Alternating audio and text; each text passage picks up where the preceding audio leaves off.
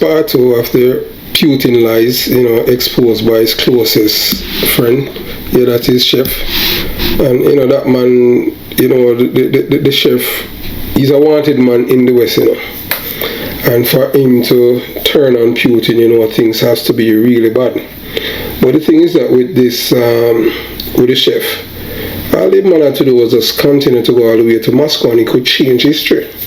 Because just like what they did in 1970 when they killed the Romanovskis, the same thing they could have, you could have done and go to Russia, and you understand, because Russia is always a society where people don't trust each other, So we'll continue the journey. You watch, you listen, you decide, and as we stated before, there's two forces in America. America is a divided country, it's not united anymore, especially along the race line.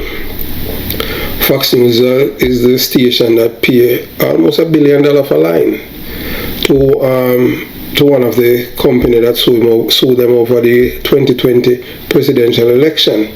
So they are willing to lie to their own people just riches. That goes to show you that you are dealing with people who have no conscience, no heart. So don't expect them to change. So we'll continue the journey. Yeah, so that's a left-leaning channel, MSNBC, and that's normally, so the left is normally weak, but surprisingly, the left is strong when it comes on military now, because they believe in they are patriots and they believe in self-defense. Unlike Fox News that is rooting against America, this is a channel that is rooting for America democracy. So we want you to listen to what Fox News is saying, and then we will give you our analysis of what's happening in America, why America is divided, and why some, as there's a saying that there's a wicked man that rather burn on the whole city and rule over the ashes, and that's how these people are. So we want you to listen to the Fox News people, and you watch, you listen, you decide, and comment below. A worrying statement this week as tensions continue to fester between the U.S. and Russia, saying, quote, in the event of a third world war, there will be no winners, including America. Now, this comes as Russia escalates their military offensive in Ukraine. The president of Belarus, meanwhile, has confirmed that his country received tactical nuclear weapons from Russia. So how concerned should we be, especially as Putin reportedly tells the West to go to hell at the same time? Joining us now with reaction is former U.S. Defense Intelligence Officer and author of Putin's Playbook, Rebecca Koffler. Rebecca, great to see you this morning. Great to see you all. What do you make of this, not just saber rattling, but almost taking the saber out of its sheath in terms of Vladimir Putin sending nuclear weapons to Belarus? Yes, this is a very concerning development. It's strategic messaging by Putin to Washington to back out of Ukraine, to stop arming Ukraine. It is driven by fear of losing this war that he cannot afford, because the outcome of this war is existential for him. Russia considers Ukraine as part of its strategic security perimeter, and it cannot allow NATO to get as close, just like we wouldn't allow China or Russia or Iran to get as close to Mexico or Canada. So that is why Putin is overreacting. So, Rebecca, that's incredibly, honestly, terrifying. For Vladimir Putin to consider what's happening in Ukraine an existential threat, and for him to begin to talk about the use of nuclear weapons, and to extend your analogy of what if Russia were doing something in Mexico or Cuba. What is the off-ramp? We can put on screen, by the way, the number of nuclear weapons at any hand for given countries. Russia's got the most. At the top. Yeah, so what's the off-ramp for him facing an existential threat? So right now, no one is even talking about off-ramp. Well, in fact, it's quite the opposite. In May, a senior NATO official, Rob Bauer, announced that NATO has switched the alliance alliance to wartime footing. What does it mean? NATO countries are combing through thousands of classified documents, war plans, and looking for guidance on how to beef up their own defenses and how to actually fight the war with Russia. And this is why Putin is overreacting. Putin has always thought, and the Kremlin did, and the general staff, that we are seeking regime change in Russia. Everyone hates Putin. He's an unlikable guy, and that is why he has prepared this terrifying doctrine. He and the general staff, this is similar to our joint chiefs, right? They are looking for vulnerabilities in U.S. Communication networks, in U.S. critical infrastructure, in U.S. satellites, and this is why you see these cyber espionage, cyber attack, including on our Department of Energy, that manages our nuclear infrastructure and sets our nuclear policy. Yeah, that reflects something we saw this week, by the way. Several U.S. federal agencies, as you mentioned, hit by a global cyber attack carried out by Russian-linked groups. But let's finish this conversation with the larger question, which I find unavoidable throughout this conversation, which is, okay, we got a man who considers this entire relationship, this entire war, this entire interaction existential. Correct. And if at the end of this story it's the end of Putin, then he will no doubt use nuclear weapons to remain in existence, to remain in power, to remain alive. The U.S. has to find a way for that not to be the case, because nuclear war cost, as he points out, is a no-win situation even for America.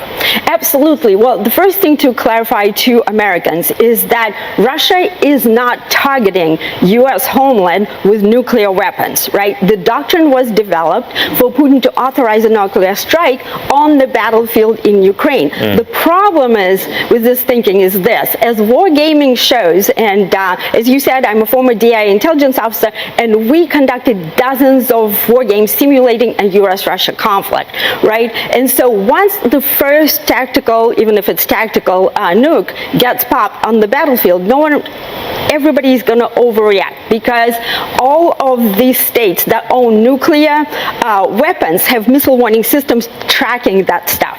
Yeah, and then the dominoes begin to fall. Exactly. You just nailed it. Spins out of control. Every war game has shown this. It's hard not to feel like the dominoes have already begun to fall, Rebecca. Exactly, and we need to pay attention, and President Biden needs to sit down and negotiate. And instead, what happened 2 years ago, he handed to Putin a list of 16 critical infrastructure targets. You can't make this up. This was such a foolish move, and the Russians developed a strategic operation to defeat critical infrastructure of the adversary targeting U.S. homeland, because they believe if they can't use nukes, they can use cyber against the U.S. They consider it a non-nuclear without nuclear mushroom. Important and ominous conversation this morning. Rebecca Koffler, thank you so much for your insight. Thank you for having me. Yes, whether or not you like Joe Biden, as a person or as the president of the United States of America, if Joe Biden wasn't the president of America and was Donald Trump would have given Ukraine to Russia. You understand? So you have to give thanks, for the people that voted for Joe Biden and didn't vote for Donald Trump, because Donald Trump is seen as a traitor. And as you have watched the video right here, you can see that since the war, not even Kim Jong-un are showing the love to Vladimir Putin because of his action of attacking, invading Ukraine, a sovereign nation. And those who support Russia are just misguided, because you have to just put it as this. This is how I break it down as a person, as a father, husband, head of household. In my home, imagine if somebody just enter my house. Told about the war. Yeah, and I think this is this is actually important to the larger picture. We have no way of knowing how viable this attempt at a military coup is, right? Yeah. These things are so strange, and they really, they really depend not so much on military force or even public support. They depend on a kind of game of nerves and credibility, right? So we don't know how this is going to turn out. But the larger point is that, anybody who ultimately overturns Putin, because there are two ways that that Putinism can end, right? Either Putin dies, or there's a coup. So if there's a coup, even if it is staged by a hardliner, it's going to be a hardliner for whom it's not his war. And that's what we're seeing now is an illustration of that thesis. And this is something really important to keep in mind, because if he succeeds, it's good news for Ukraine. It's not his war. It's not like Russia doing poorly in a war has ever led to the government falling before, so it would be the first time, of course, Masha Gessen. Thank you so much thank you so much. Appreciate it. And then I cannot do anything to defend my home. That is the same thing as with Ukraine. So that's why we support Ukraine, and we cannot support Russia. It doesn't matter what kind of lies they want to come with. My home is my one, and my home is sacred. So once they enter my home, I have a right to defend. The only thing that I did not like with the West is that they did not want to, according to them, they did not want to antagonize Russia. Ukraine is a sovereign country. The biggest mistake that Ukraine made was to give up their nuclear weapon. If Ukraine had have their nuclear weapon that the Russians had left there, Ukraine would be a free country today. They would not have any problem. But because of the West, their fear of Ukraine with the nuclear after the Soviet Union breakup, that's how they gave up the nuclear weapon for the protection from the West. And in the long run, they did not get it, but they get the weapons and stuff like that, and we applaud that. But now to the Fox News woman, everything that most of the things that she says are lies. That Joe Biden have, put 60 thing infrastructure and gave it to Russia. Any agency, federal agency or any infrastructure, everything is online. You understand? Well, we know about the attack, the cyber attack that Russia, and the thing is that America have the technology, to when they attack us in the cyber world, America can send back an attack and cause an explosion. I don't know why Joe Biden authorized that. Because look, as some people they are talking about nuclear this or that, we are not afraid of dying. If Russia wants a nuclear war, they can get it. You understand? If one little short little midget think that the world must be afraid of him because he has nuclear weapon, and the reason why Russia, China, and the other countries have nuclear weapon is because if you have, again, unpatriotic white men with their lust for money sold the secret of their own country to these other countries who are enemies of the United States of America. Some of these countries, they have their reasons why they are enemies of the United States of America, and it's because of their foreign policies. You understand? But when it comes to patriotism, you're supposed to be patriotic to your country and not to money. But that goes to show you that money is the root of all evil. And if it wasn't for Joe Biden as president in the United States of America, it would be a different outcome. And the reason why Vladimir Putin did it, he thought that he could have invaded Ukraine and get away with it, because he invaded Crimea. That was when Obama, and you saw the difference is that Obama was president then. And guess what? The Republicans did not supported the United States president in launching a counter offensive against Russia then. But Joe Biden is a white man, and Joe Biden is part of the old cloth where them love war. You understand? But we applaud Joe Biden for standing up for Ukraine, because if Ukraine falls, that's how the whole world is going to fall. Because we cannot afford to live in these dictatorship states. The Irans, America, because Iran to be like that, as a lot of people rightfully says. China, same thing. China is a communist country. The West could have changed that when China had the civil war, but they backed out and they never forecast what would happen. So that's why anything that you're going in, you're supposed to just go wholeheartedly. One of the things now why America is getting weaker in the international arena is because of the lies that America has been telling since. America has been always been lying, but now that they have become shameless liars. You know, when they're telling people that a man can be a woman and stuff like that. So that's the thing, that America don't have any credibility in the world anymore. That's the thing that's killing them. And you must understand that, you know, when they can lie so much, some things is just hard for people to buy and swallow. You know. But we at the Jamaica Young Police Channel, we are rooting for Ukraine and not Russia. And we just can't wait for this war to end. People talking about Ukraine people racist, so does the Russian people. Show me which race on earth that like black people. None. Nobody like us. So I don't know what people talking about. Ukraine racist. Russia racist too. There's a guy that used to play football for Jamaica name. I don't remember his first name, but his last name is Stevens. And he said that he went to Russia and has to run like thief. And he left and went to South Asia. So nobody cannot tell us anything. Anytime Russia is using black people, it's for their own political mileage and to put themselves in a good light. Show me a black Russian. You never seen a black man. America has, you know, and some people talking about, Russia did not enslave black people.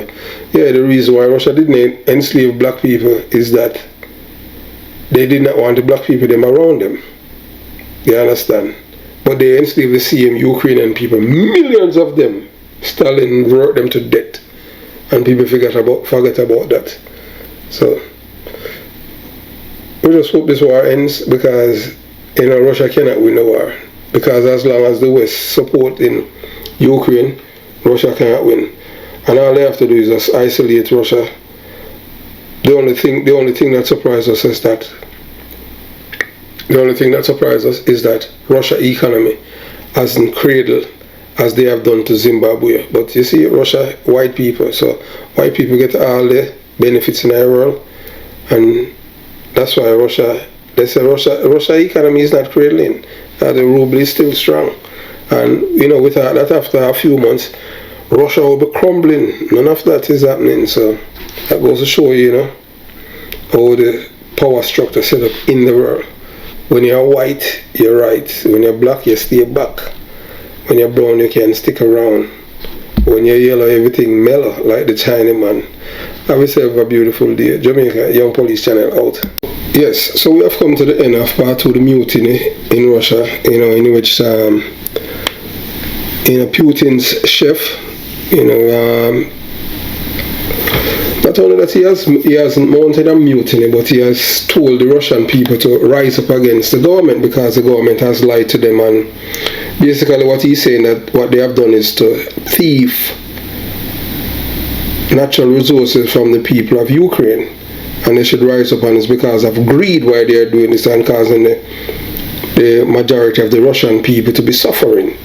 But you know, most people, criminal, you know, people who are unconscionable, have nothing named conscience or decency, so they're going to continue to do what they're doing, because they're just doing it to massage their ego, to let them feel good and better than other people. Just wars and people invading other people's territory or their land. It's just like us right here. You know, somebody invade the space where we are living and then invade our home. You know, imagine somebody invade the base, invade our home, you understand, and then take over our house where we are living. Could not have that. Would have to retaliate and defend ourselves, you understand. So that's what the people in Ukraine are doing, and we do not support Russia in any form, any way, and we don't care about those who want to talk about what Russia has done for black people in Africa back in the days. Russia exploit black people for their own international marketing strategy. Russia is not a country, when it even was Soviet Union, it's not a country that believe in freedom. They just do things because they were counting the United States of America, jostling who to rule the world. And it's not like they're ruling the world with truth, rights, and justice. They just ruling the world with lies, exploitation, to thief other people's resources, and to keep them as slaves and serfs. That's it. You understand? It's not like they were fighting to make other people see the light and to be better in this world. You know, it's just all about them exploiting people. They get richer and other people poorer and live in abject poverty. We denounce what the Russians have been doing. We don't support them, and we support the Ukrainian people. And I wish that they'll be triumphant and hope this mutiny is a start to something new in Russia. To at least bring back Russia back to the days in its infancy when it was trying to become a democratic society. But if you're not corrupt, nobody cannot corrupt you. So Russia is a corrupt society. Yes, in all honesty, we could never support Russia. No way, I'll say. Reason being, Russia is never a fan of freedom. You see that man on the upper right, Vladimir Putin. If you believe in Satan, we'd say Satan incarnate. And that man is wicked to his own people. Since he has become president for life and changing all the rules. So he doesn't want Russia to be a free society. And who would want to live, who in their right mind could support such a regime? Only people who are unconscious and people who want to control other people. I rather to live in a free world where people can think. Although we know right now, the world itself, especially the white countries, it seems like it's North Korea 2.0. Yes, it's in America, it's in Europe, and that's what is happening. But we know that people are waiting on the Supreme Court to bring back some form of justice and sanity back to the American people and the world. Have yourself a beautiful day. True Community Theater out.